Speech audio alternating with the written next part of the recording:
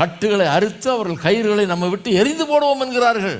என்ன அர்த்தம் தெரியுமா? அது என்ன கட்டு, என்ன கயிறு?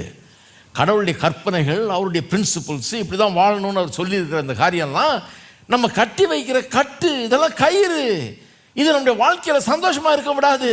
நான் பாட்டிக்கு போய் உருண்டு பிறண்டு உருள வேண்டியவன், நான் குடிச்சு வரிச்சு இருக்க வேண்டியவன், என் மனம் போன போக்கில் வாழ வேண்டியவன். அதுதான் என்னுடைய இஷ்டம்.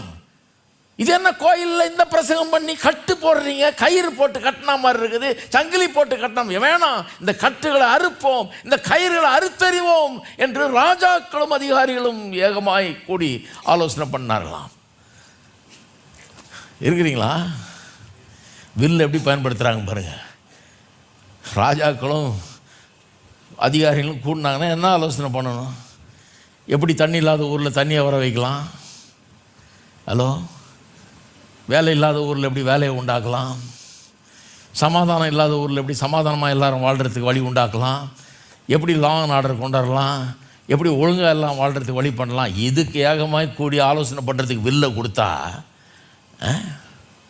தீர்மானம் பண்ணக்கூடிய ஒரு சக்தியை கொடுத்து ஒரு 4 பேர் அதை சேர்த்து தீர்மானம் பண்ணி அதை செயலாட்டினா எல்லாம் மாறிடும் பாருங்கள். அப்படிப்பட்ட ஒரு பவரை கொடுத்துருக்காரு. உட்காந்து என்ன தீர்மானம் பண்ணாங்களாம்? இந்த மாதிரி கயிறு கட்டெல்லாம் நமக்கு வேணாம், 10 கற்பனையா அதெல்லாம் வேணாம்பா, அது ரொம்ப ஹார்டு. அது தகப்பனி தாயும் கனம் பண்ணுவாயன். இல்லை நான் எங்கள் அம்மாவெல்லாம் போட்டு அடிச்சிடுவேன். அம்மாவாது இதாவது 4 அறை விட்டா பொழுது அந்த மாதிரி தான் நான் வாழ விரும்புகிறேன்.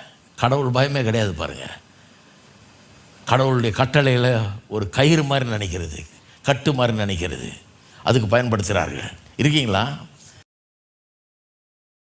கடவுளுடைய கட்டளை அவங்கள கழுத்தை பிடிச்சி நெரிக்கிற மாதிரி இருக்குதான், அவளை கட்டுப்படுத்துதான். அவர்கள் தாங்கள் இருக்க வேண்டியபடி இருக்க விட மாட்டேங்க தான். நான் ஜாலியாக ஃப்ரீயாக இருக்கணும்னு விரும்புகிறேங்க. எத்தனை பேர் சொல்லியிருக்காங்க தெரியுமாட்ட? நான் கொஞ்சம் ஃப்ரீயாக இருக்கணும்னு விரும்புகிறேன்.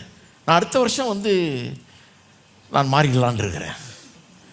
அடுத்த வருஷம் நீ இருப்பியா? நீ போகிற போக்கில் அடுத்த வருஷம் வரைக்கும் சேரணுமே.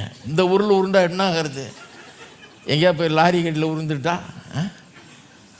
அடுத்த வருஷம் நான் எப்படி மாறி வந்துடுவேங்க. அது வரைக்கும் கொஞ்சம் ஃப்ரீயாக இருக்கலாம்னு பார்க்குறேன். ஃப்ரீயாக இருப்போம்.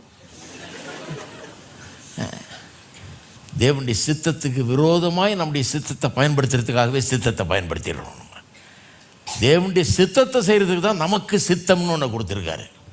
இருக்கீங்களா? அவருடைய சித்தம் என்ன? இயேசுவை போல என்னுடைய சித்தம் அல்ல உம்முடைய சித்தமே ஆக கடவுள்னு செய்கிறதுக்கு தான் கொடுத்தாருங்க.